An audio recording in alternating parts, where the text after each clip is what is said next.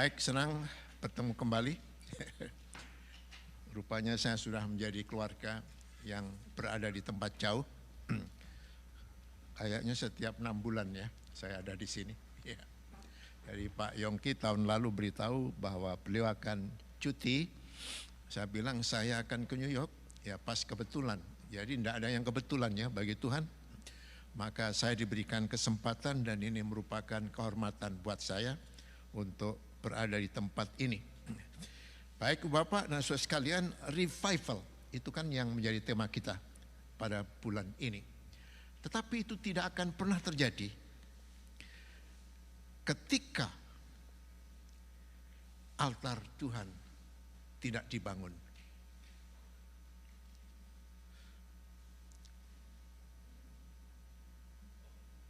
Ya. Mari bangun altar Tuhan. Then Elijah said to all the people, "Now come to me." So they gathered around him, and Elijah rebuilt the altar of the Lord, which had been torn down. Itu dari 1 Raja-Raja, kata Elia kepada seluruh rakyat itu, "Datanglah dekat kepadaku." Maka mendekatlah seluruh rakyat itu kepadanya. Lalu ia memperbaiki mezbah Tuhan yang telah diruntuhkan itu. Ibu Bapak dan Saudara sekalian, sekarang ini kita jarang sekali, bahkan mungkin selama ini Anda tidak pernah mendengar undangan untuk ke altar Tuhan. Kapan Anda mendengar terakhir undangan seperti itu? Kita mendengar undangan untuk kesembuhan, untuk kesejahteraan, untuk hal-hal yang bersifat sementara. Saya berkata bukannya itu tidak penting, sangat penting. Tetapi itu tidak akan terjadi kalau mana altar Tuhan dibangun dalam kehidupan kita. Ya. Kenapa tidak terjadi? Karena Tuhan tidak mau rencana kehendak kita, kesejahteraan duniawi manusiawi yang sifatnya sementara tidak menjamin. Ketika altar Tuhan dibangun dalam kehidupan kita, Bapak sekalian, sifatnya kekal abadi. Dan itu yang Tuhan mau. Altar yang kita bicarakan di sini bukanlah altar alami yang dibangun oleh manusia seperti dulu tabut, tetapi ini area dalam kehidupan kita ya, yang benar-benar nanti dipersembahkan untuk Tuhan.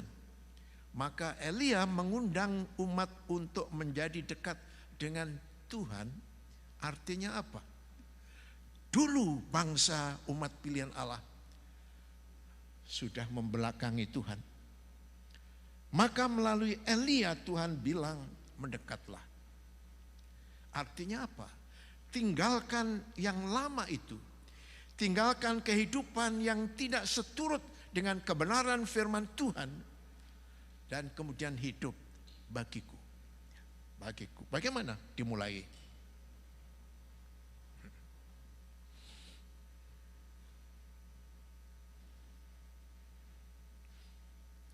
What's the problem?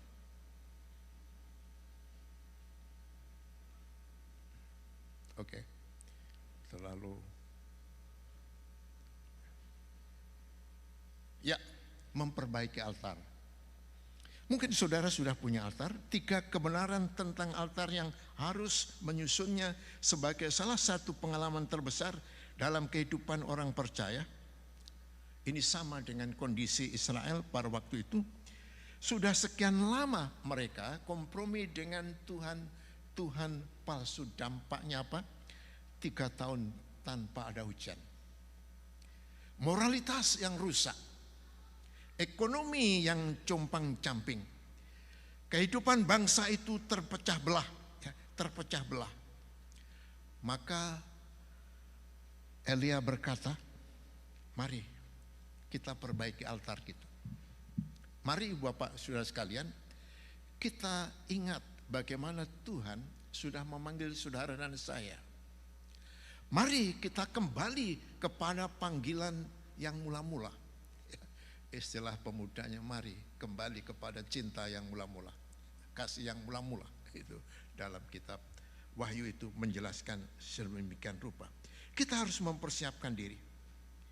Kita tidak bisa bermain dengan Tuhan dan mengharapkan Dia menjadi Santa Claus kita. Tuhan bukan kacung kita.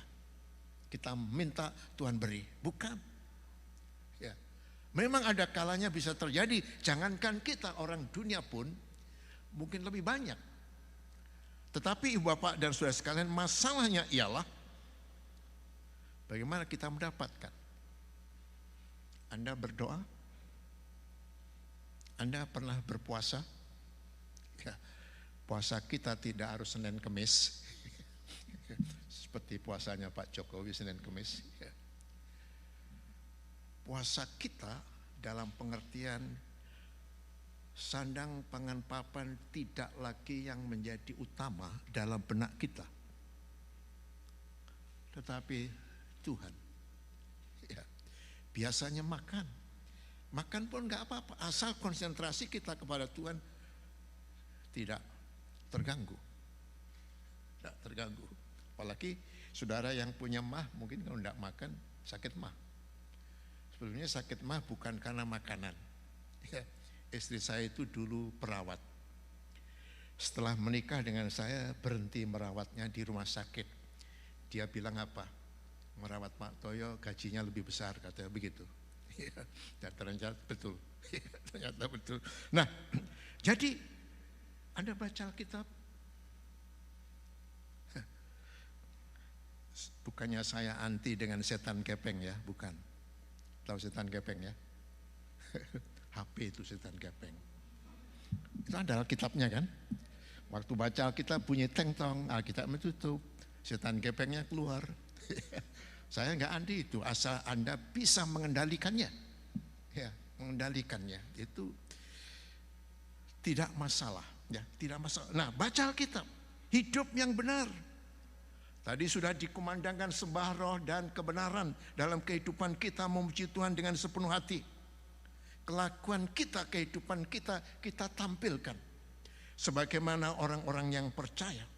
Kadang-kadang kehidupan kita membaca kitab suci, kita ke gereja, kita puasa, kita berdoa, tetapi no biblical. Bagaimana orang bisa tertarik? Bagaimana saudara bisa merasakan kenyataan dan keamanan itu? Ibu Bapak dan saudara sekalian, maka penting sekali buat kita untuk bagaimana supaya hidup. Ya, hidup dalam kehidupan kita. Kristus adalah Allah yang kudus. Dan jika kita ingin bertemu dengan Allah yang kudus, maka kita harus kudus. Kudus dalam bahasa Alkitab artinya dipisahkan. Pisahkan. Gereja adalah orang yang dipanggil dari dunia, dari kegelapan ke dalam terangnya yang abadi. Ya, bahasa Alkitabnya akuraso, di pasar dosa, di dalam kekuasaan setan iblis, dibeli oleh darah Yesus, dipindahkan ke dalam kerajaan surga. Hidup menurut Allah, X dikeluarkan akuraso, kemudian lutro artinya bebas. Bebas. Tetapi Ibu Bapak dan Saudara sekalian, saudara bebas, tetapi bebas tidak bisa sebebas-bebas kemauan Anda.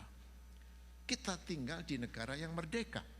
Saudara bebas merdeka, tetapi ada undang-undang, ada hukum yang mengaturnya. Ketika Anda tidak taat, Anda akan mendapatkan dampak.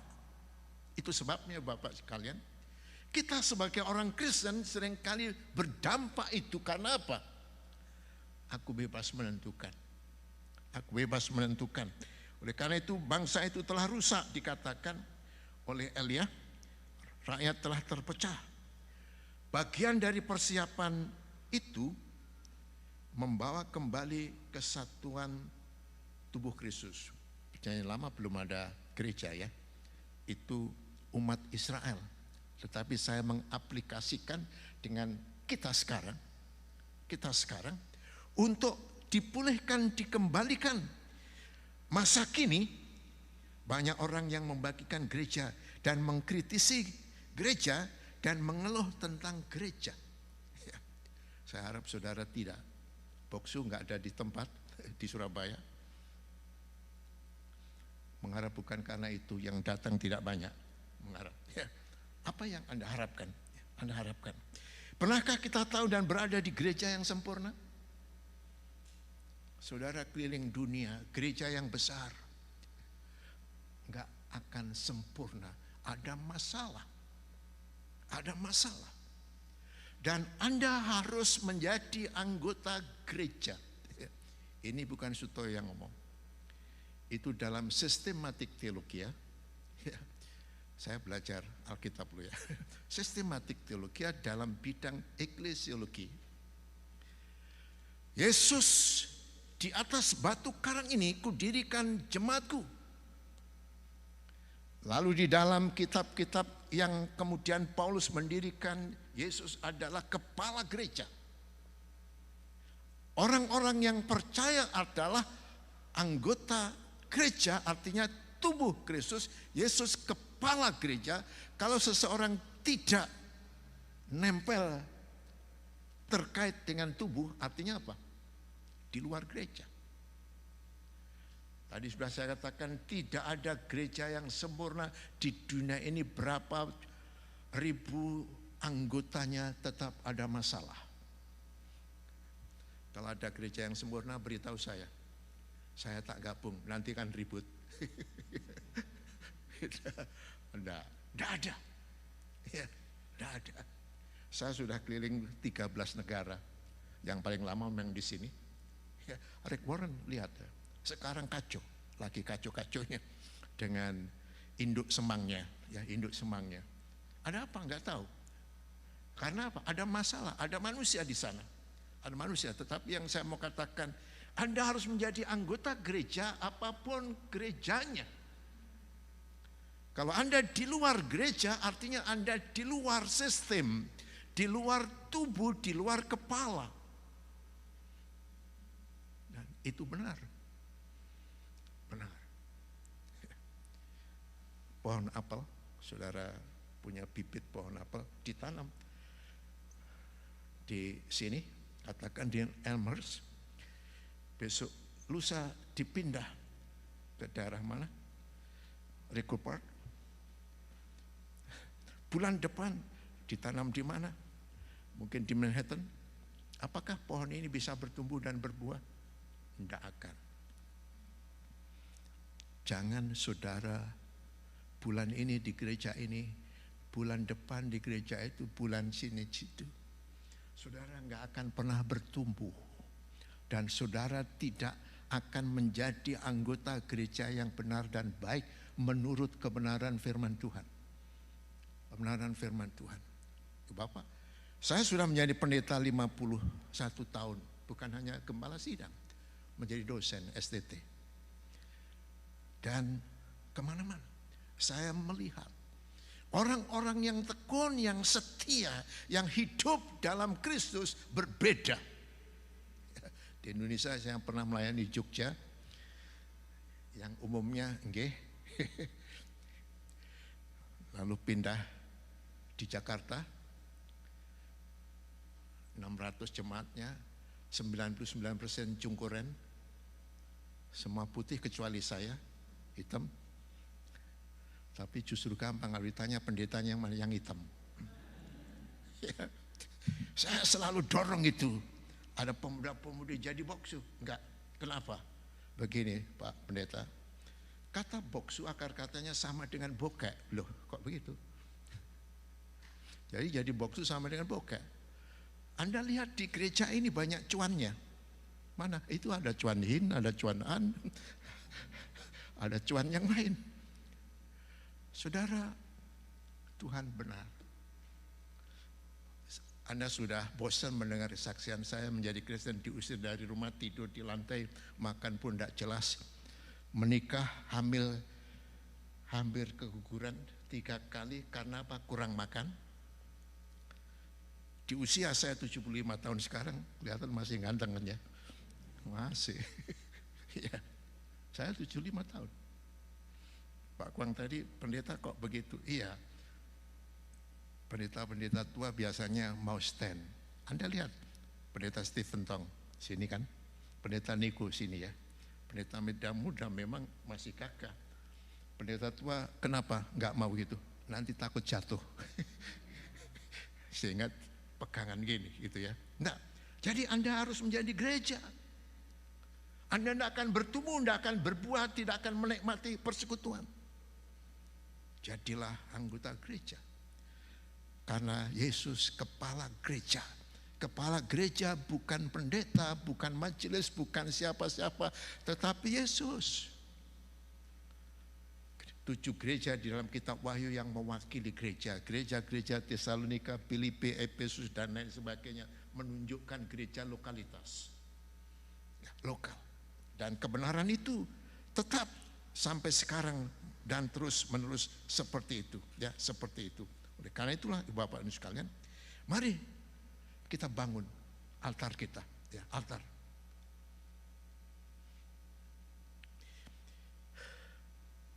Hidup dan mati adalah kekuatan lidah. Ini yang diungkapkan kan ya. Kalau saudara dengan gaya bisa dibaca tetapi bisa salah. Tetapi dengan kata-kata bisa juga salah kalau penafsirnya salah. Tetapi tidak bisa ditipu dengan hati nurani, ya, dengan hati nurani. Maka apa yang dikatakan Yakobus? Tetapi tidak seorang pun yang berkuasa menjinakkan lidah. Ia adalah sesuatu yang buas, yang tak terkuasai dan penuh racun yang mematikan. Dengan lidah kita memuji Tuhan, Bapa kita, dengan lidah kita mengutuk manusia yang diciptakan menurut rupa Allah. Yakobus 3:8 dan 9. Ibu Bapak, sekalian, lidah memang tidak bercabang. Lidah kita dipagari dengan gigi. Berapa gigi saudara? Enggak tahu kan? 32 ya. Dipagari lagi dengan bibir. 2 pagar. Telinga 2 enggak dipagari. Maksudnya supaya banyak mendengar, lambat berkata-kata, begitu kan ya? Lambat berkata-kata. Nah, ini yang Tuhan mau kita mengungkapkan melalui kata-kata yang memberkati atau yang menyakitkan. Katanya memfitnah lebih kejam daripada membunuh, lidah. Altar kita terungkapkan dengan lidah. Tidak ada sumber air tawar yang mengeluarkan air garam asin.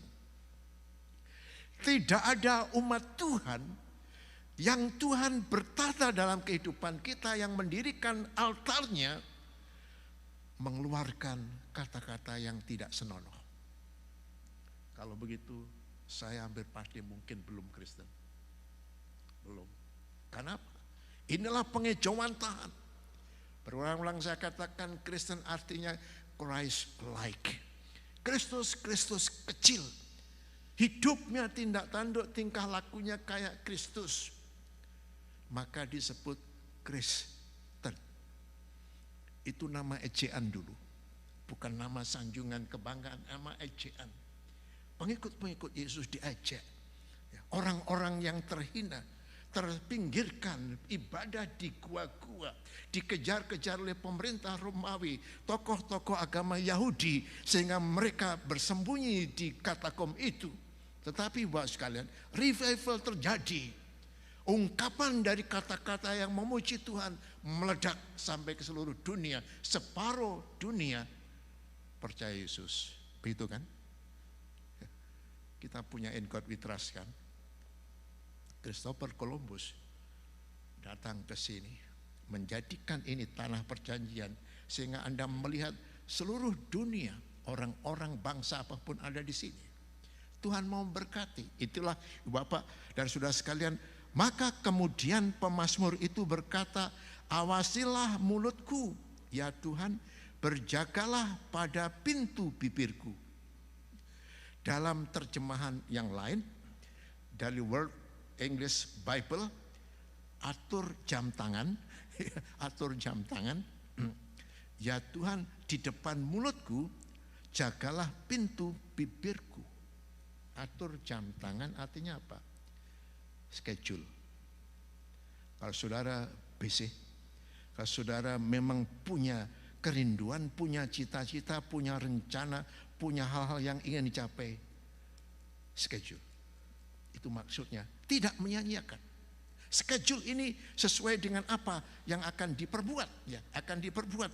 Itulah sesungguhnya Bapak sekalian yang penting bagi kita, mempersiapkan hidup yang kudus, yang diimplementasikan melalui ungkapan kata, membuktikan sebagai orang yang terpisah daripada kehidupan dunia, bukan terpisah dari dunia, terpisah dari keadaan, kebiasaan, tingkah laku dunia, dan hidup dalam kerajaan Allah. Dan itu sesungguhnya awal daripada segala-galanya. Ya, segala-galanya. Kemudian kita lihat bagaimana Tuhan memanggil Elia. Elia mengambil 12 batu yang penting, itu menjadi kelambang dari umat Israel, 12 suku. Dan karena akan ada ribuan batu lainnya, Elia memisahkan batu itu. Anda ikuti bacaan yang berikut. Dan biarlah kamu juga dipergunakan sebagai batu hidup untuk pembangunan suatu rumah rohani bagi suatu imamat kudus, untuk mempersembahkan persembahan rohani yang karena Yesus Kristus berkenan kepada Allah. Bapak dan Saudara sekalian, saudara dikatakan sebagai batu yang hidup. Ya, ini bukan altar dunia. Anda dipisahkan menjadi pribadi-pribadi yang hidup, menjadi pribadi yang kemudian mempersembahkan sebagai korban. Ya, dalam perjanjian lama korban binatang, domba itu dalam tanda petik tanpa cacat. Kenapa malaikat ketika Yesus mau lahir datang kepada gembala-gembala? Gembala tahu mana domba yang terbaik untuk dipersembahkan. Itu ya maknanya. Dalam perjanjian baru, Yesus menjadi korban yang sempurna supaya berkenan kepada Bapa di surga. Macam korban apa hidup Anda dipersembahkan pada Tuhan? Sisa duit kita, sisa waktu kita, sisa kepandaian kita, sisa apa saja. Yesus bukan pengemis. Dia layak dan berhak menerima yang terbaik. Kalau saudara mau diberkati, ini awal. Kalau saudara mau dilimpahi dengan berbagai hal yang Tuhan kehendaki, ini sebagai awal dalam kehidupan kita, batu hidup, rumah rohani imamat kudus untuk mempersembahkan korban rohani yang sempurna, katakan begitu. Memang tidak akan terjadi seperti itu, tetapi kita berada dalam posisi itu, posisi penyataan itu yang diterima kepada Allah oleh Yesus Kristus. Kita beda dengan batu-batu lain, kita beda dengan orang lain. Ya, itu sebabnya saya harus diusir karena beda. Tetapi Bapak sekalian, Tuhan nggak pernah tidur. Ya, aku bilang apa? Boten sare, Gusti boten sare, gitu kan ya. Nggak tidur. Inilah menunjukkan kepada kita maka karya ibadah pengabdian kita, Ibu sekalian, harus yang terbaik. Kenapa persepuluhan ini sedang diributkan kan? Di Google itu ribut, beri persepuluhan, beli tidak. Dalam perjanjian lama ada 3 persepuluhan. Persepuluhan Lewi, persepuluhan sosial, persepuluhan KKR. Setahun sekali kan ke Yerusalem. Ini dari uang itu. Dalam perjanjian baru, Zakius berapa beri? 50%. Janda miskin berapa? 100%. Saudara berapa? 10% itu minimal sebagai bukti saya sisihkan. Buat saya ya, minimal buat bukti sisihkan yang terbaik. Yang terbaik untuk Tuhan. Saya sudah membuktikan dalam pelayanan gereja, ya. Biasanya saya mulai kelompok, kayak cell group, mulai ada 10 pelajaran teologi dasar, mulai dari bibliologi, Alkitab, Allah, Kristus, Roh Kudus, zaman akhir dan sebagainya. Terakhir adalah persepuluhan. Setuju? Setuju. Saya beri amplop. Saya beri nomor. Yang tahu nomornya hanya dia dan saya. Akhir bulan saya cek itu amplopnya. Lalu yang tidak memberi tak kunjungi. Ngobrol-ngobrol, kongko. Kenapa enggak setia, enggak gereja? Waduh, pendeta sibuk, ada sulit, ada susah. Saya bilang, kenapa Anda susah? Anda sulit. Saya cabut amplopnya, amplopmu kosong. Bagaimana kamu akan membuktikan kesetiaanmu, kasihmu kepada Tuhan? Saya sudah membuktikan orang-orang yang setia dengan duitnya kepada Allah. Biasanya lurus saja itu. Tapi yang tidak biasanya kacau. Kenapa? Seringkali orang yang rohani diukur dengan doanya. Tidak salah. Seringkali diukur dengan kesetiaannya ke gereja. Tidak salah. Seringkali diukur dengan apa yang dia lakukan, kegiatan-kegiatan gereja. Tidak salah.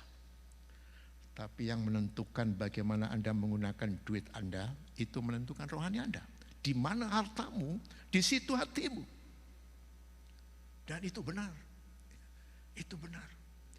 Nah, itu Bapak dan sekalian, jadi hidup ini menjadi begitu sangat penting. Tuhan mau diagungkan, diutamakan, dan dialah seharusnya menjadi yang pertama dan utama dalam kehidupan, berhak untuk menerima yang terbaik. Karena sudah dibuktikan dalam perjanjian lama, dalam perjanjian baru, Yesus sendiri menjadi contoh korban yang sempurna. Sehingga memperkenan kepada Allah.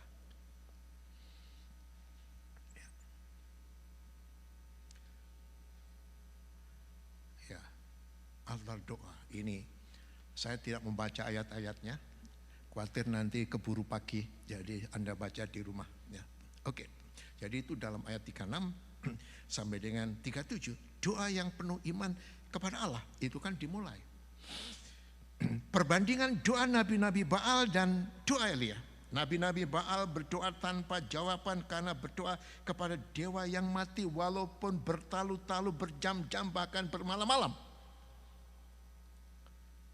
Tidak didengar, tidak terjadi.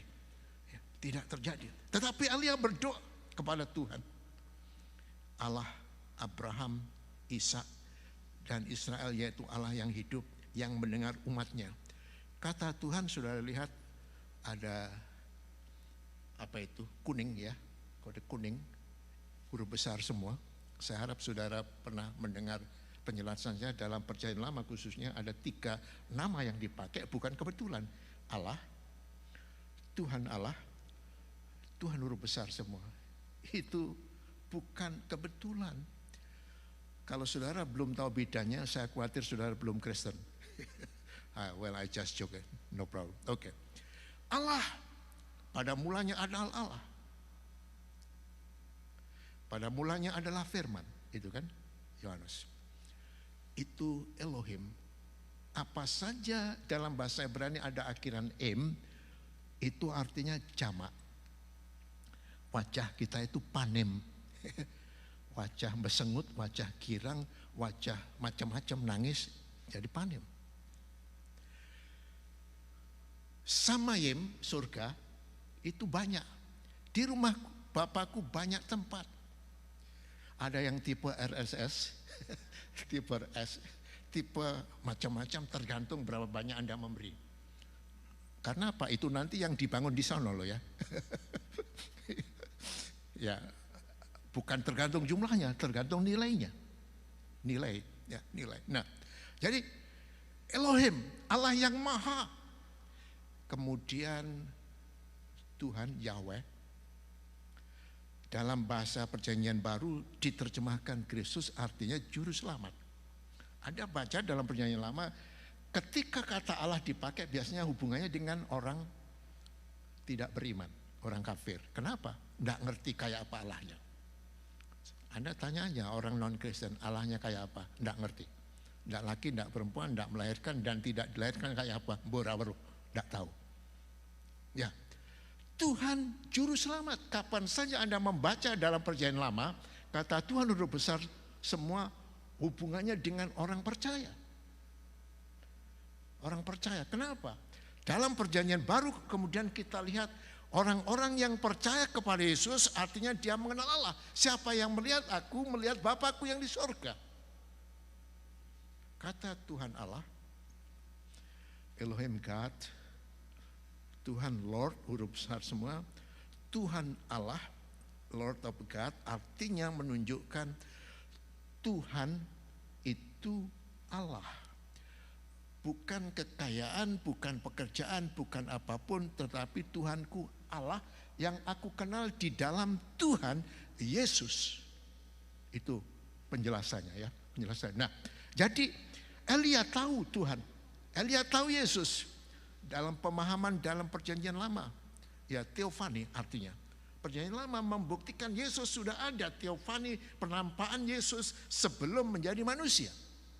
Jadi Elia berdoa kepada Tuhannya, Tuhannya Abraham, Ishak, Israel, seringkali Yakub, yaitu Allah yang hidup, yang mendengar umatnya.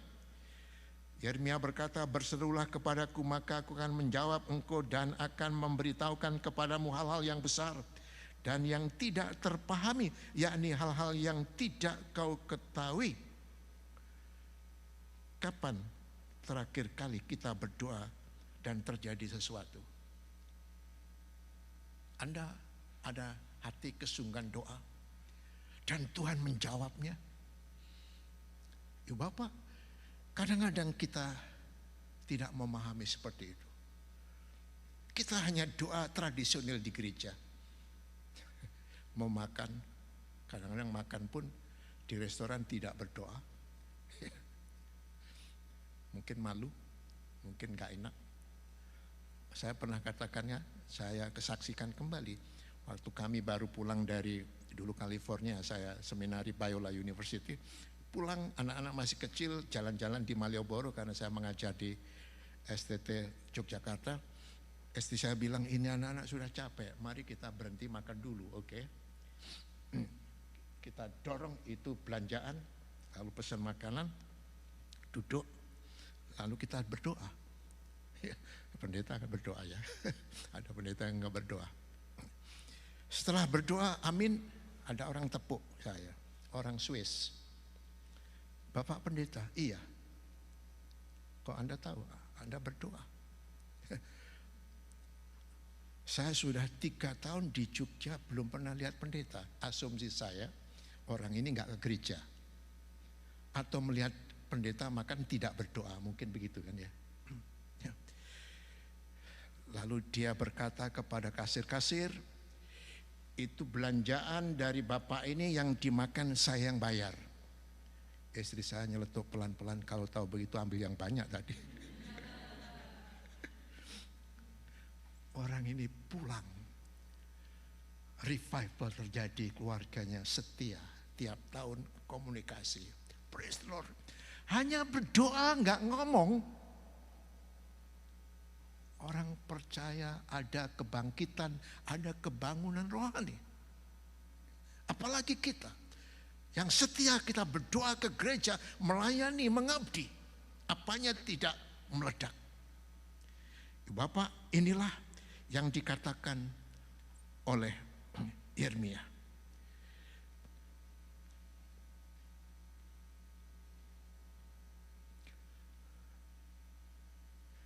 Doanya terjadi sesuai dengan yang diyakini. Sebelum kamu berdoa, aku sudah menjawab, itu kan? Kenapa? Tuhan punya rencana bagi kita. Jadi doa bukan memerintah Allah, bukan menjadikan Allah menuruti yang apa kita, tetapi kita minta informasi, apakah Tuhan ini yang engkau mau dalam kehidupan saya, apakah berkat ini yang engkau mau dalam hidup kami, apakah barang ini yang Tuhan mau dalam hidup kami, sehingga ini menopang kami untuk mengabdi kepada Tuhan. Hidup bukan tujuan, tetapi perjalanan. Perjalanan naik turun, berbagai kesulitan dan kesusahan ada. Robert Schuller sudah bangkrut sekarang ya. Itu gereja kaca itu. Luar biasa dulu. Tapi karena itu gereja yang dampaknya bersifat psikologis, akhirnya buyar punya utang gitu kan. Dia menulis buku yang sangat populer. Masalah, kesulitan tidak pernah berakhir. Tapi orang yang ulet akan berhasil. Never give up. Jangan berhenti kalau lelah, berhentilah kalau sudah pertandingan berhenti. Saya 75 terus jalan. 2 kali setahun ke US. Enggak ada. Kemarin dari Atlanta. Ya, minggu lalu di Atlanta, 1 minggu. 2,5 jam ke sini. Nanti minggu depan kembali ke Indonesia. Tadi saya bilang Pak Mon, jangan ke Indonesia sekarang, ini lagi ribut mau pilpres. Presiden pilihan presidennya kacau. Enggak juga ya, tapi enggak apa-apa. Nah, oke. Jadi Ibu Bapak sekalian, doa terjadi sesuai harapan Tuhan melakukan sesuatu. Elia berdoa bahwa Allah akan dinyatakan kepada manusia. Bagaimana dinyatakan kepada manusia? Akan terjadi supaya Allah dihormati oleh manusia. Karena yang terjadi itu, kalau saudara berdoa terjadi, bukan bilang nih gua, tapi Tuhan yang dimuliakan. Tuhan yang dimuliakan. Bapak, penting sekali. Anak cewek kami terakhir, kami 5 anak kan, baru punya 5 anak. Cewek terakhir dapat beasiswa di, saya selalu lupa itu, di college itu. Lulus matematika. Langsung mengajar di Manhattan, 3 bulan give up. Kenapa? Capek. Pulang masih ngerjain untuk besok. Masuk ke kedutaan Jamaika. 1 bulan keluar. Kenapa? Aku bukan orang Jamaika, nggak bisa naik pangkat. Melamar BNI Manhattan, diterima sampai sekarang. Saya tanya kerasan, enggak. Kenapa? Kurang besar gajinya. Ini cewek 25 tahun. Ya. Jadi kami diberkati. 3 anak kami studi di Amerika bebas bea. Ya, yang satu di California dulu, UCLA, IT. Hampir sempurna nilai, sebelum lulus sudah diambil Bank Amerika. Belum menikah. Kalau ada yang siap melamar atau pesanan, beritahu saya. Kami diberkati. Saya sudah bilang, dulu tidur di lantai, makan pun tidak, jangankan mikir masa depan, apalagi ke Amerika, bahasa Inggrisnya yang terbaik pun hanya I love you. Tapi Tuhan melihat hati, kerinduan, kesungguhan, kegigihan, ketahanan, iman. Doa kita bukan memerintah Allah, tetapi sungguhnya minta informasi. Tuhan, apakah boleh cawan ini berlalu? Tuhan bilang dong, kehendakmu yang jadi, gitu kan. Lalu kita bilang amin. Apa artinya amin? Yang kami doakan tadi terjadi sesuai dengan kehendakmu. Jadi kalau bukan kehendakmu bilang amin, ya sudah. Kalau terjadi, ya terjadi saja. Ya, terjadi saja. Nah, karena itulah Bapak dan Saudara sekalian, penting sekali ya buat kita untuk hidup di dalam doa sebagai pembuktian keberadaan altar kita. Ya, altar kita. Kuat ketika di altar. Ada cobaan banyak ya. Ketika Tuhan tampil, api turun dan orang berubah dan semuanya berubah. Api terjadi di atas altar. Kemudian apa yang dikatakan Yakobus, mendekatlah kepada Allah dan Ia akan mendekat kepadamu. Tahirkanlah tanganmu, hai kamu orang-orang berdosa, dan sucikanlah hatimu, hai kamu yang mendua hati, berduka cita, dan merataplah. Hendaklah tertawamu kamu ganti dengan ratap, dan sukacitamu dengan duka cita. Rendahkanlah dirimu di hadapan Tuhan, dan Ia akan meninggikan engkau. Ajaib. Air biasanya membunuh api ya, membunuh api kan. Sekarang terbalik. Api memakan air. Gitu kan? Korban situ ditaruh air sepenuhnya banyak.